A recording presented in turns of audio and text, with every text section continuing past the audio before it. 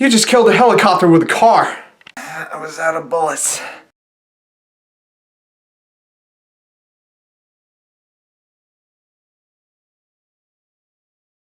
Hey guys, it's David here, and today is my first film review. Way! A bit anxious, a bit excited as well, so we'll just see how it goes through.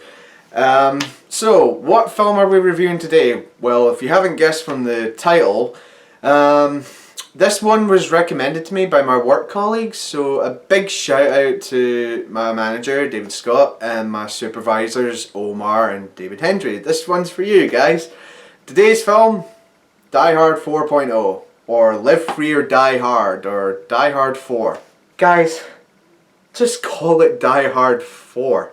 It's the fourth film in the franchise. You don't need to complicate it with multiple titles, okay? Right, so now that that's out of the way, before we start the review, I must address spoilers, so don't watch this if you're planning on seeing the film if you haven't, so go and click on something else at the moment, okay? Because I don't want to ruin the film for you guys. So now that that's done, let's get on with the review. So this is Die Hard 4. So we open up with amateur hackers submitting their hacking abilities for this mutated algorithm, which is actually the cyber terrorist group gathering in their codes in order to hack other things later on in the film. And what do you do when you don't want these hackers to catch on what you're doing? Oh, I don't know, it would get rid of them. So that's what they do. They blow them up, they assassinate them. Except for one that manages to survive, which is Matthew, or Matt, as he's played by Justin Long. And the FBI are having some glitches and having some hacking problems of their own, and they're trying to find out what's going on. So what they're doing is just essentially gathering up all the hackers they could get and then interrogating them and seeing what they know and able to share their knowledge of what could possibly be happening to the United States in this case. And they also noticed that the hackers are getting killed off one by one, and they managed to track down Matthew and they want to bring him in for interrogation.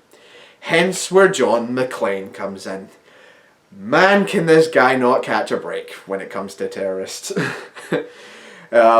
So what's his role in the movie? He's essentially just to escort Matt to the FBI in Washington DC just to be interrogated, and also just to help them fight what's going on. But alas, the cyber terrorists catch wind that Matt's not dead, so what do? They send their grunts after them, so it's just an endless car chase sequence, and then eventually, bam! They get to Washington DC, and the cyber terrorists are then initiating what they call a fire sale, which is a 3-step systematic attack on the national infrastructure to get rid of everything that's controlled by computers, which in this day and age is surprisingly everything. So, and that's what the term fire sale is, everything must go in their eyes. So what do they do now? The rest of the film is just John McClane trying to stop the cyber terrorists, but alas, he's an old dog. He doesn't know this modern age of cyber hacking or terrorists with cyber capabilities. So that's where Justin Long comes in. He's a little sidekick that would keep him right on track with the modern technology and just go on to rants about like laptop hacking and just like computer codes and things. And we're all like John McClane here. We're like, hey, Matt, layman's terms, please. So it's quite funny to just see them interacting with one another and then also just combating this serious issue, because you think when it comes to cyber terrorists, you think what could possibly go wrong? It's like the damage cannot be that bad. But what I quite like about this film is some of the scenes it shows Justin Long looking into the crowd, and you just see all this anarchy and chaos, and you're like, wow, cyber terrorists are actually quite menacing in a weird way. Not like real terrorists which are causing property damage and just like killing people kind of way, but it's just like getting them where they think they can't be hurt, and it finds out that we can. And it's like all the gas, electricity, nuclear energy is just all gone. All stuff that we need to survive, and then bam, it's gone. And it's like you see the anarchy and chaos that erupts when we find out that that is happening. It's just like Some of the cinematography, like the slow-mo shots, just seeing people go, oh no, and it's like in Justin Long's look, and you think, wow, this is heavy stuff. So that's essentially the outline of the film. It's just John McClane teaming up with Justin Long, trying to take down these cyber terrorists. So, my critical analysis of the film. Well, I was just watching it just there, and surprisingly, it is really good. Because I honestly thought that it was going to be a letdown in the franchise, like where it would go downhill. But no, surprisingly it holds up pretty well. It's like really good. It's just like a new scenario for McClane as well, because we've seen him take on terrorists in the first film, which are essentially just robbers masquerading as terrorists, mind you. The second film, we see him taking on some mercenaries trying to get a prisoner out of custody, an important prisoner in their eyes. Third film, a slight continuation of the first film with one of the relatives from the villain in the first film. Just essentially trying to get back at McClane for what he did with that, but also carrying off a heist in the New York bank, robbing all the gold. And then this one, which is just, again, cyber terrorists, which is a new challenge for McClane because he's never had to combat something like that before. But alas, that's where Justin Long comes in to help him along. It's quite good as well. It's just like some of the action scenes in this movie, I'm like, my god, they were like really, really good. But again, in the realm of reality, some of the stuff in those action scenes are just preposterous. For example, they're in a tunnel, John McClane and Justin Long, they're in a tunnel, and the cyber terrorists like have them cornered with the traffic being diverted one way, and then they're diverting the other one as well, so head-on collision, and bam, they're caught in the middle, and they black out the lights so they can't see anything, and that's why they use the headlights of the cars in order to see what's going on. And they manage to survive this carnage, and John McClane then decides to destroy the helicopter, which is like guarding one entrance, and he drives the car to the other as it's being shot at. And that car looks like it's going at a good 100, 120 miles per hour, pretty fast. And he just jams the throttle and decides to just roll out. And at that high speed, you'd imagine like your skin being, oh, I don't know, burned pretty badly against the road or being ripped off. Who knows? Never jumped out of a car at that speed, but if you have, let me know, because my guess is it would bloody hurt like hell. Destroy the helicopter with the car, which is a quite good shot, and then Justin Long saying, you destroyed the helicopter with a car, and he says, I ran out of bullets.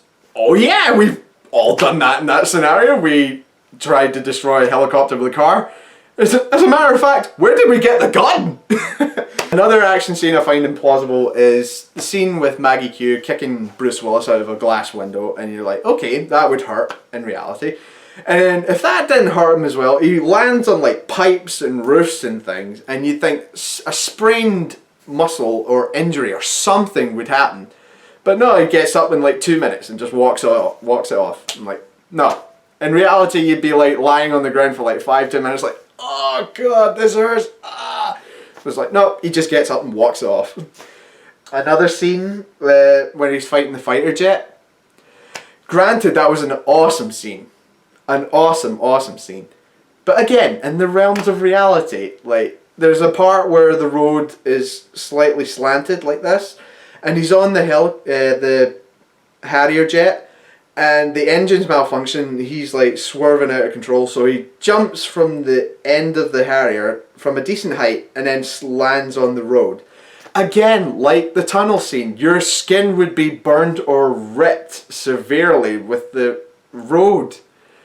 I mean, and again, it's like another, like 2 minutes later, he gets up and walks it off. And like, no, in reality, you'd be lying down in agony. And of course, one of the infamous scenes is the climax where he gets the leader of the cyber terrorists who has his daughter hostage.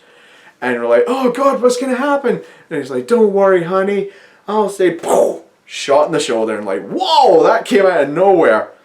And as the daughter's being held hostage by one of his henchmen, he goes to McClane and holds a gun on his shoulder where he was shot.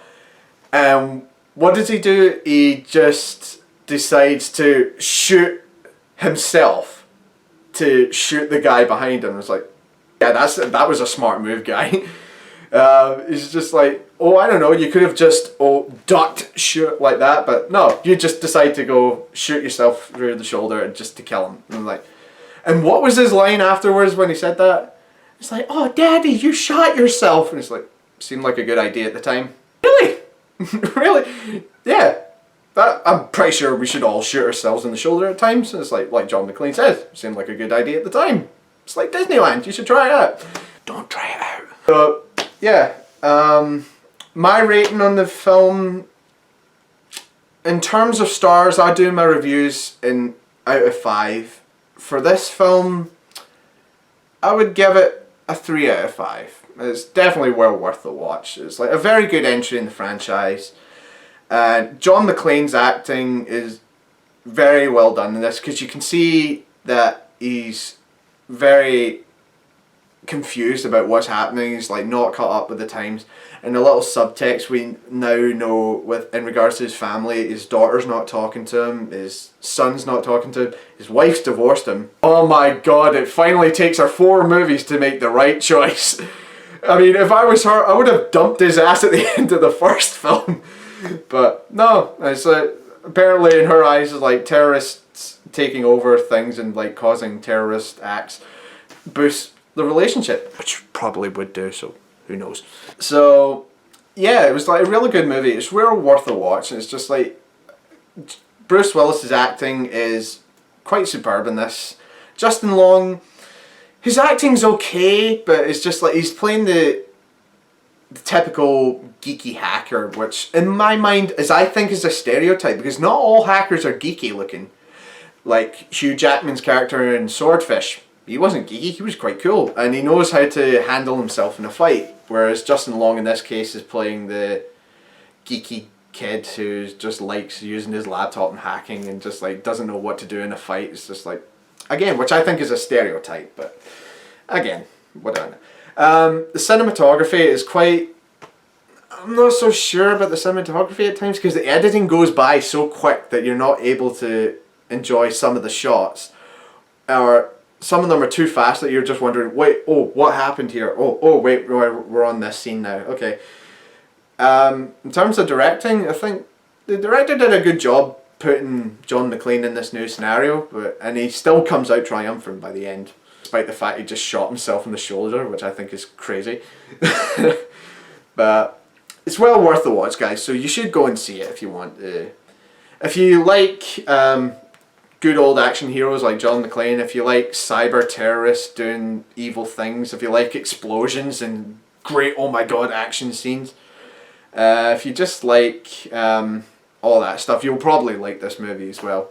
So, and that said, it's just, again, I would rate the film 3 out of 5 stars, so well worth the watch. So thanks for watching, guys. It's been a blast, bit nervous, but we'll see how this film goes, because this is just a first time scenario. So if you like what you see, click the little like button down there. Also the little subscribe button down there as well, which for future content to come as well, because I plan on doing more of these reviews by myself. So yeah, if you just like what you see, click the little like button and subscribe to me down below for future more videos together. So thanks for watching, guys, and again, I will see you later.